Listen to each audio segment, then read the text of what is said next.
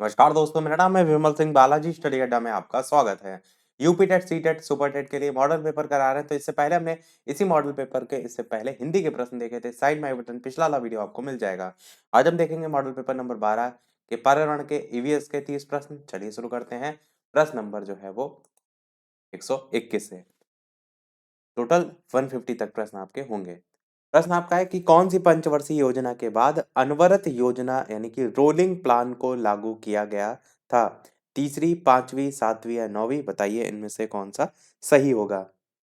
Option ABCD में से answer की बात करते हैं। आपका ऑप्शन यहाँ पर पांचवी योजना जो है वो सही होगा। पांचवी जो योजना है 1977 से 78 में जो जनता सरकार थी उसने पांचवी पंचवर्षीय योजना को समाप्त कर दिया था और 1978 से 83 के लिए तक के लिए 6 वर्षीय अनवरत योजना का शुभारंभ किया गया था। तो एक्चुअल में जो 5 वर्षीय योजना थी वो खुद 5 साल की नहीं थी, ऐसे आप याद रख सकते हैं। तो पांचवी योजना ही जो है आपका यहाँ पर ऑप्शन सही हो जाएगा। और बाद में इंदिरा गांधी जो सरकार आई थी उसने अनवरत योजना थी इसको बंद करके पुनः जो है वो छठी पंचवर्षीय योजना को जो है वो प्रारंभ कर दिया था। 122 प्रश्न आपका है पर्यावरण अध्ययन के शिक्षा शास्त्र के संदर्भ में सिवाय किसके अग्रलिखित सभी वांछनीय अभ्यास हैं? और यहाँ पर एक चीज का ध्यान दीजिएगा, प्रश्न में सिवाय कह रहा है मतलब इनको छोड़ करके। तो बच्चे के व्यक्तित्व का पोषण करने, वास्तविक अवलोकन के स्थान पर पाठ्य पुस्तकीय ज्ञान की श्रेष्ठता को स्वीकार करने, पाठ्य पुस्तक और संदर्भ जो है उनकी बहुलता को बढ़ावा देने या आलोचनात्मक चिंतन और समस्या समाधान के लिए क्षमता संवर्धन करने। तो बताइए पर्यावरण अध्ययन के शिक्षा शास्त्र के संदर्भ में इसके अलावा बाकी सभी जो अभ्यास हैं वो वांछनीय हैं। आंसर की बात करते हैं तो बी वाला यहाँ पर जो है सही होगा। वास्तविक अवलोकन के स्थान पर पाठ्य पुस्तकीय जो ज्ञान है उसकी श्रेष्ठता को स्वीकार करना जो है, इसके सिवा इसको छोड़कर बाकी सभी ऑप्शन यहाँ पर सही हैं। 123 प्रश्न है कि मलयालम जो है कहाँ की शासकीय भाषा है? हरियाणा, झारखंड, केरल या उत्तराखंड? तो बताइए इनमें से कौन सा सही होगा। तो जो सबसे ज्यादा साक्षरता में पहले नंबर पे आता है बस वही आपका आंसर होगा। तो बिल्कुल आपका केरल यहाँ पर सही होगा। मलयालम जो है वो केरल की शासकीय भाषा है। केरल राज्य की राजधानी है तिरुवनंतपुरम और केरल राज्य के तट को मालाबार तट जो है कहते हैं। और इसी राज्य में आपका एक राष्ट्रीय उद्यान भी है जिसका नाम है पेरियार राष्ट्रीय उद्यान। अगला देखते हैं आपका 124 प्रश्न। पर्यावरण अध्ययन में बच्चे शिल्प कला और चित्रकला जो है उसको समूह में सीखना विशेष रूप से पसंद करते हैं, इसका क्या रीजन होता है? ये सहपाठी अधिगम को बढ़ावा देता है, ये सामाजिक अधिगम को बेहतर बनाता है, ये बच्चों की सृजनात्मकता की प्रशंसा की जाती है तो वो खुश होते हैं और उसके प्रति प्रेरित भी होते हैं, या फिर ये कक्षा में अनुशासन को बढ़ाता है? तो बताइए इनमें से कौन सा जो है वो सही होगा। A B D, A B C, या फिर बी और सी, या फिर ए और डी? बताना आपको है। पर्यावरण अध्ययन जो है उसमें बच्चे शिल्प कला और चित्रकला को समूह में सीखना विशेष रूप से पसंद करते हैं, इसका रीजन ये होता है। आंसर सबसे पहले बात करते हैं तो आपका तीनों स्टार्टिंग के सही हैं, केवल डी वाला यहाँ पर जो है वो गलत है कि कक्षा में अनुशासन को बढ़ाता है, ये गलत है। बाकी सृजनात्मकता भी इसमें आएगी, सामाजिक अधिगम बेहतर बनेगा और सहपाठी अधिगम को भी बढ़ावा देता है। अगला देखते हैं आपका कि प्रयोग करना आकलन का एक संकेतक है। निम्नलिखित में से कौन सा एक प्रयोग करने संबंधी संकेतक का आकलन करने का सबसे उपयुक्त तरीका है? सृजनात्मक लेखन, निदर्शन प्रदर्शन, हस्तपरक गतिविधि या चित्रपठन? तो बताइए प्रयोग करना आकलन का एक संकेतक है, इनमें से कौन सा एक प्रयोग करने संबंधी संकेतक का आकलन करने का सबसे उपयुक्त तरीका जो है वो होगा? आंसर की बात करते हैं इन चार ऑप्शन में से तो आपका थर्ड वाला ऑप्शन यहाँ पर हस्तपरक गतिविधि सही होगा। इससे जो भी आपको आकलन करना है वो सबसे बढ़िया तरीका हो सकता है, तो यही आपका ऑप्शन सही होगा। अगला देखते हैं आपका कि भारतीय संविधान का कौन सा अनुच्छेद है, यानी कौन सा अनुच्छेद नहीं, जो अनुच्छेद 356 है वो किससे संबंधित है, किसके बारे में है? राज्य के नीति निर्देशक सिद्धांत, राज्य में राष्ट्रपति शासन लागू करना, शासकीय भाषा के रूप में हिंदी, कश्मीर को विशेष दर्जा? बताइए इनमें से कौन सा जो है वो सही होगा। आंसर की बात करते हैं तो आपका अनुच्छेद 356 संबंधित है भारत में राष्ट्रपति शासन से संबंधित है और इसी से ही संबंधित आपका 352 और 360 भी है। 352 से लेकर 360 तक आपातकालीन जो उपबंध है वो किए गए हैं। इसमें 356 के अंतर्गत कोई भी संवैधानिक जो है वो विफल हो जाता है तो उसमें राज्यपाल राष्ट्रपति से राष्ट्रपति शासन लगाने की सिफारिश करता है। तो राष्ट्रपति शासन आपका 356 से संबंधित होता है और 352 आपका जो आर्टिकल है वो आपका राष्ट्रीय आपातकाल से संबंधित है और जो 360 है वो वित्तीय आपातकाल से संबंधित है। तो 352, 356, 360 तीनों आपको पता होना चाहिए। अगला देखते हैं 127 प्रश्न कि कांच के जार तथा बोतलों को उनमें अचार भरने से पहले सूर्य की धूप में अच्छी तरीके से सुखाया जाता है, ऐसा क्यों होता है?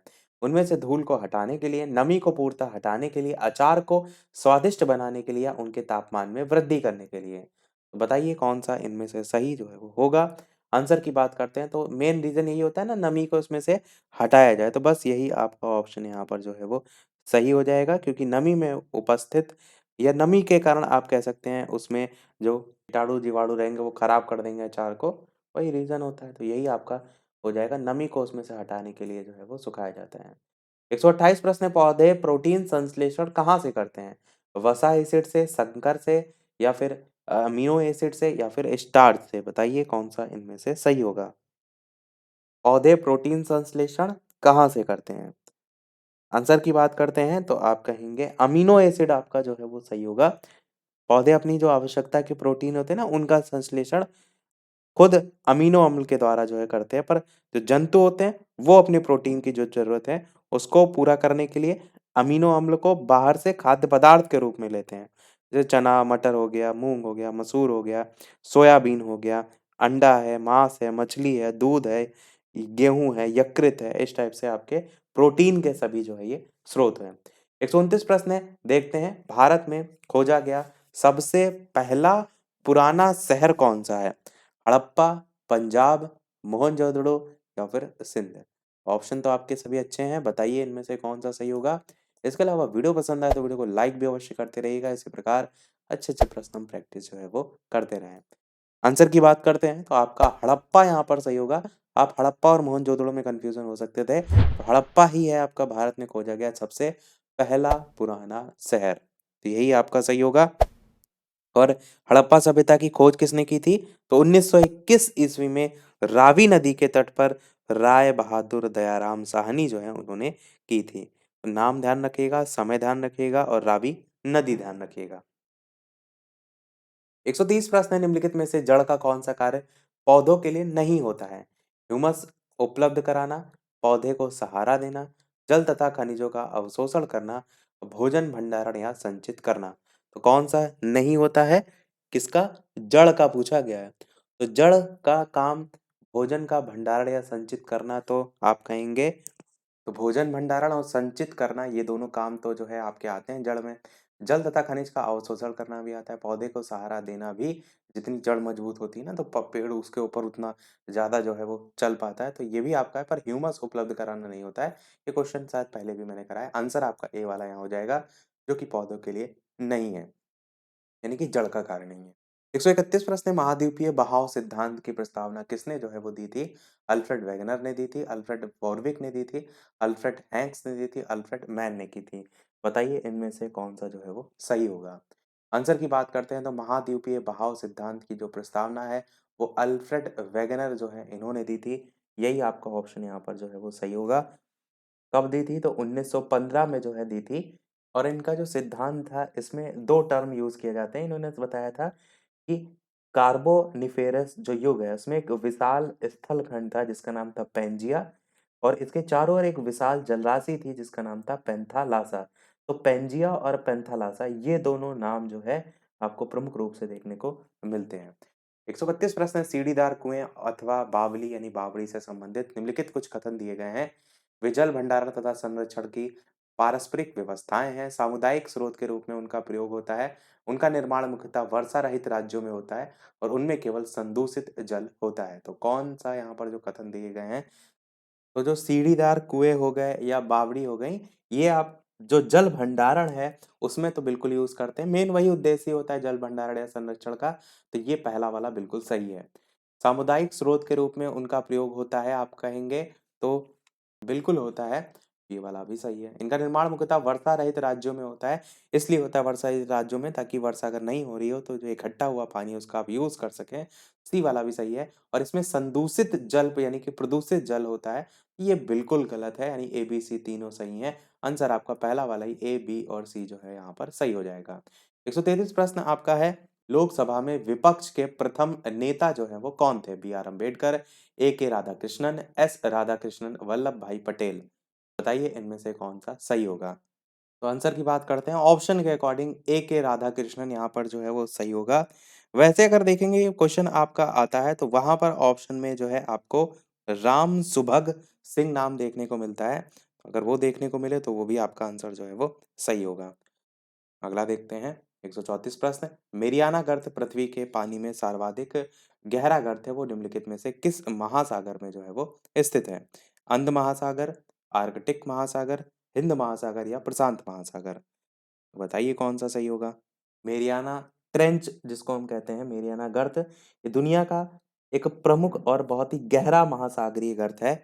आंसर की बात करते हैं तो आपका ऑप्शन यहाँ पर प्रशांत महासागर जो है आपका ऑप्शन डी वाला यहाँ पर सही होगा।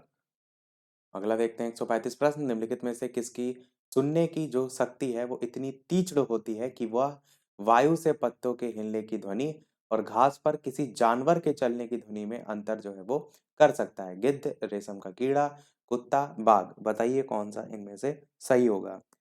आंसर की बात करते हैं इन चारों ऑप्शन में से तो आपका ऑप्शन बाघ जो है यहाँ पर सही होगा। बाघ जो है उसमें सुनने की शक्ति इतनी तीक्ष्ण होती है कि वायु से पत्तों के हिलने की जो ध्वनि होती है और घास पर किसी जानवर के चलने की जो ध्वनि है उसमें वो डिफरेंस कर सकता है। सोचिए उसमें कितनी क्षमता होती है। 136 प्रश्न, जब कोई व्यक्ति ट्रेन द्वारा अहमदाबाद से केरल की जो है वो यात्रा करता है तो वह अनेक सुरंगों को पार करता है, तो ये जो सुरंगें हैं वो किन पर्वतों में है? अरावली, पश्चिमी घाट, पूर्वी घाट, विंध्याचल। बताइए इनमें से कौन सा सही होगा? आंसर की बात करते हैं इन चार ऑप्शन में से तो पश्चिमी घाट आपका ऑप्शन यहाँ पर सही होगा। तो आपको रास्ते में थाल घाट, भोर घाट, पाल घाट, सेन कोटा, ये जब इस जो सुरंगें हैं, दर्रे हैं, इनको पार करना पड़ता है और ये सभी पश्चिमी घाट जो है उसमें स्थित हैं। 137 प्रश्न है, पृथ्वी गोल है, वास्तव में पृथ्वी में ऊपर नीचे कुछ नहीं होता, केवल सापेक्ष होता है। हम भारत के लोग किन लोगों के सापेक्ष उल्टे हो सकते हैं? ये आपका सीटेट में क्वेश्चन पूछा जा चुका है तो आपका यहाँ पर आंसर अर्जेंटीना जो है वो बिल्कुल सही हो जाएगा। अगला देखते हैं 138 प्रश्न, सिंधु घाटी सभ्यता जो है उसकी विकसित अवस्था में निम्नलिखित में से किस स्थल से घरों में कुओं के अवशेष जो है वो मिले हैं? हड़प्पा, कालीबंगा, लोथल, मोहनजोदड़ो। बताइए इनमें से कौन सा सही होगा?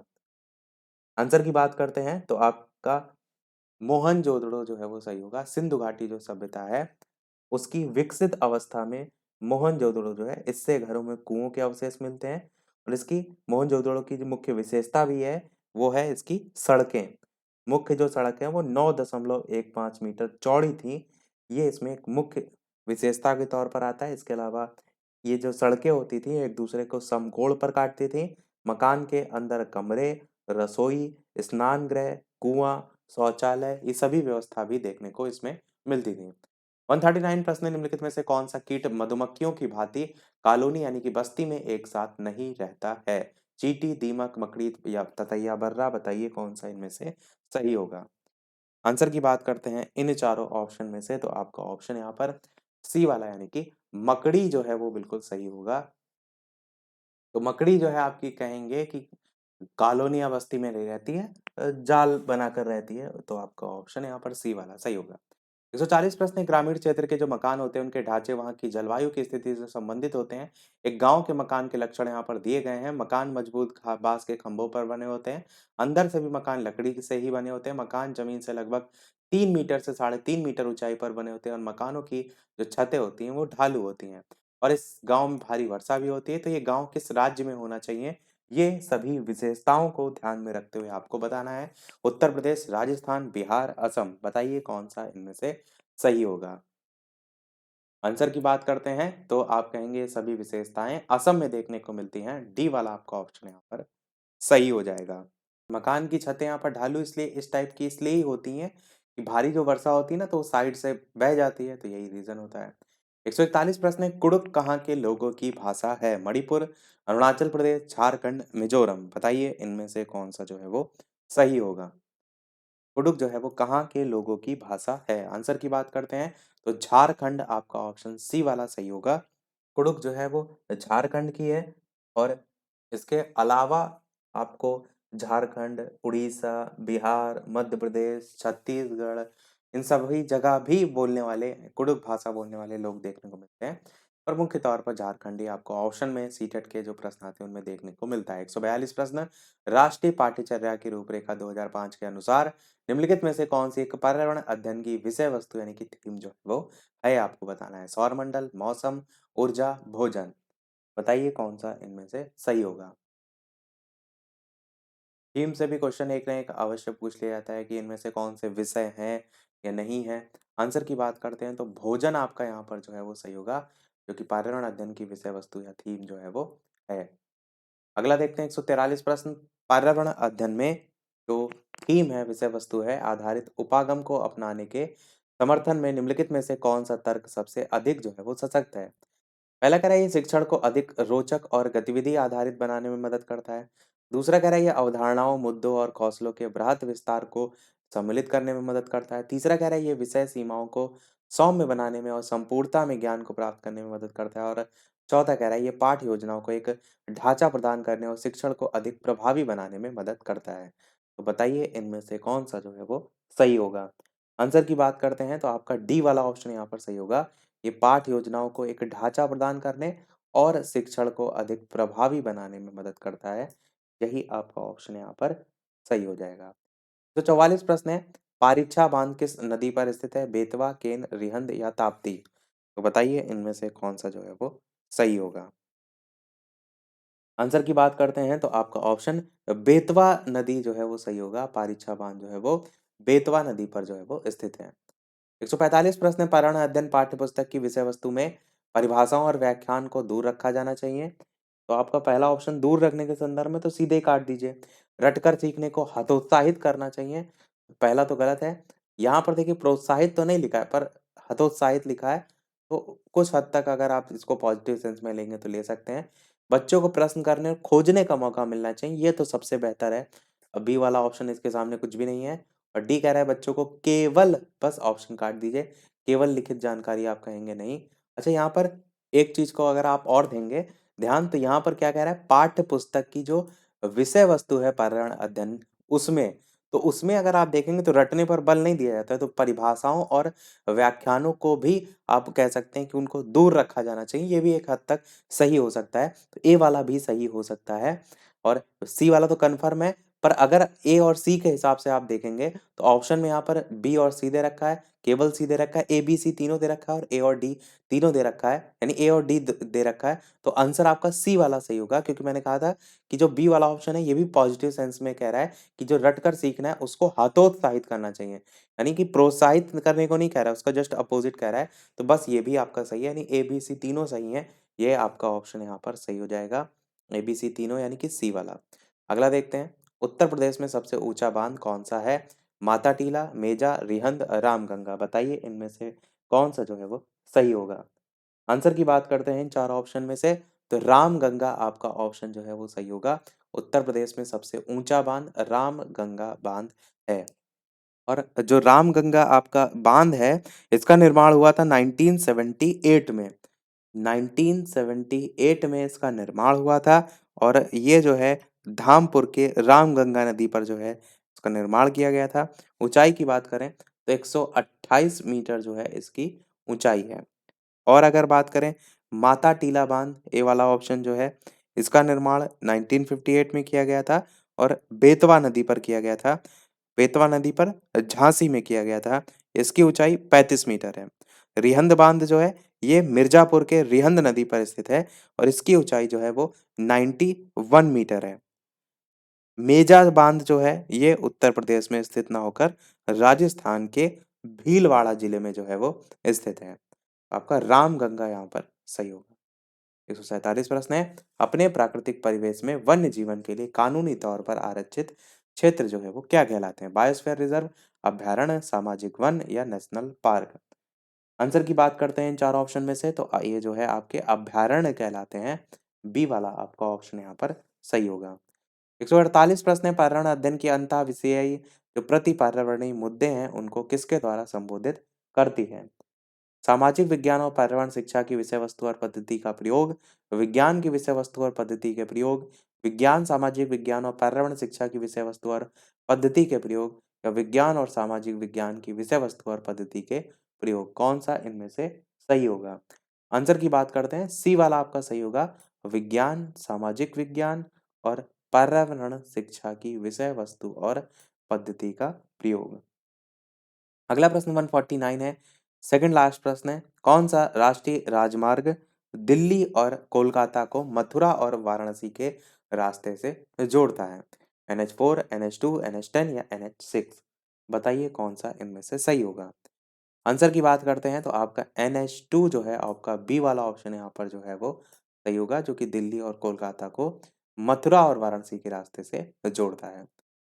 अगला और इस वीडियो का लास्ट प्रश्न देखते हैं, इसके बाद एक प्रश्न हम आपसे भी पूछेंगे, जैसे कि सभी वीडियो में हम आपसे एक ना एक प्रश्न पूछते हैं। तो प्रश्न आपका है 150 की कोंकण रेलवे जो है वो जोड़ता है या जोड़ती है गोवा, रोहा, कन्याकुमारी, कन्याकुमारी ऐसे करके चार ऑप्शन दे रखे हैं, और मंगलोर करके तीन ऑप्शन है, और मुंबई। आपको बताना है इन चारों ऑप्शन में से कौन सा जो है वो सही होगा। इसके अलावा वीडियो अभी तक आपने लाइक ना किया हो, सभी लोग वीडियो को लाइक भी करते रहिएगा, चैनल पर नए हो सब्सक्राइब करके जुड़ जाइएगा, और टेलीग्राम चैनल से अभी तक ना जुड़े हो, लिंक आपको डिस्क्रिप्शन में मिल जाएगी, सर्च करके भी बालाजी स्टडी जुड़ सकते हैं। आंसर की बात करते हैं इन चारों ऑप्शन में से, तो आपका बी वाला ऑप्शन यहाँ पर रोहा जो है वो मंगलोर को जो है वो जोड़ती है, कोंकण रेलवे रोहा से मंगलोर को, तो यहाँ पर बी वाला ऑप्शन आपका यहाँ पर सही हो जाएगा। सभी प्रश्न हुए हमारे समाप्त। अब एक प्रश्न आपके लिए भी, जैसे कि सभी वीडियो में हम आपसे एक ना एक प्रश्न पूछते हैं, तो इस वीडियो का आपके लिए प्रश्न है, जिसका आंसर वीडियो के मेन कमेंट में टाइप करके आपको बताना है कि बच्चों के बौद्धिक विकास के चार सुस्पष्ट स्तरों को पहचाना गया था कोहलबर्ग के द्वारा, एरिक्सन के द्वारा, स्किनर के द्वारा, या पियाजे के द्वारा? ऑप्शन ABCD में से कौन सा सही होगा? अपना आंसर वीडियो के मेन कमेंट में टाइप करके बताइएगा। लाइव टाइमिंग दो है, दोपहर के 3 बजे, शाम के 8 बजे, तो लाइव आकर भी वीडियो आप देख सकते हैं, प्रश्नों की प्रैक्टिस कर सकते हैं। तो आज वीडियो में इतना ही रखते हैं, मिलते हैं अगले वीडियो में कुछ नए प्रश्नों के साथ, नए टॉपिक के साथ, तब तक के लिए नमस्कार, जय हिंद।